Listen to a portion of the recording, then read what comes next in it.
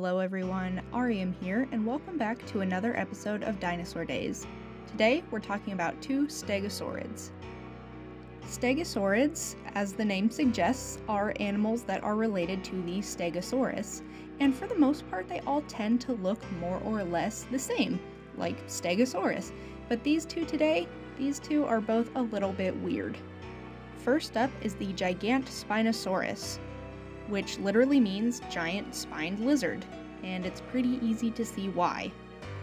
This is a Chinese stegosaurid, and originally when its skeleton was reconstructed, those large spines on its shoulder were believed to be facing downward.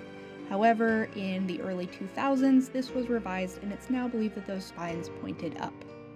Recent studies show that while it's not the most ancient type of stegosaurid, this is one of the more basal forms of the family, meaning that essentially this is a prototype stegosaurus that would pave the way for later models, as it were.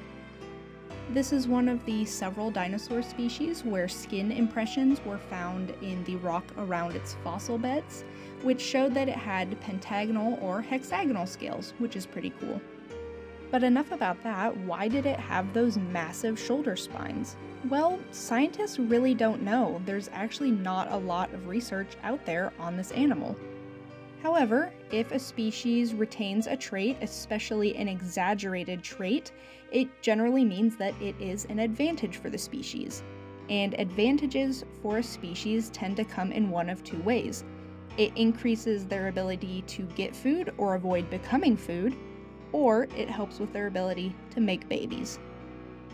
So either those large shoulder spines were attractive to the lady stegosaurids, or they told predators to back off. And honestly, why would you attack something that looked like that? I don't know. Moving on, because we have not one, but two strange stegosaurs to cover today, and the next is the Miragaia. Now, while this stegosaur was found in Portugal and named after a location in Portugal, its name can be broken down if you think about it. Miragaia likely has something to do with looking at the earth, visualizing the earth, or seeing nature. So, what's so strange about Miragaia? From the initial sketches, it looks pretty much like a normal stegosaurid. Well, the Miragaia had a really long neck, with a lot of bones in that neck. Most stegosaurids had between 9 and 13 vertebrae in their neck, while the Miragaia had potentially over 17. In fact, Miragaia had more neck vertebrae than many sauropod species, which are the long-necked dinosaurs. This means that compared to a lot of different stegosaurs with short necks that would have been low ground grazers, the Miragaia likely ate from trees and branches. It's very likely that this long neck developed as a way to avoid direct competition with other low-grazing herbivores. By being able to reach slightly higher than its neighbors, it would have been able to get access to food that its neighbors couldn't reach, giving it an advantage.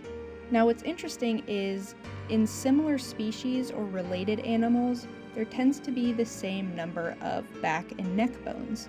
Humans have the same number of vertebrae as a giraffe. We're both mammals. So just because Miragaia had more neck vertebrae didn't mean that it had more vertebrae in total than other stegosaurids. Actually, just more of its bones from its spine were in its neck rather than anywhere else. Research has suggested that at least 4 of the vertebrae that contributed to the Miragaia's upper back eventually specialized into lower neck vertebrae, which is something I hadn't really considered as being possible before, and it's cool and a little creepy. So these weird stegosaurs taught me something new, and that should remind you to smile.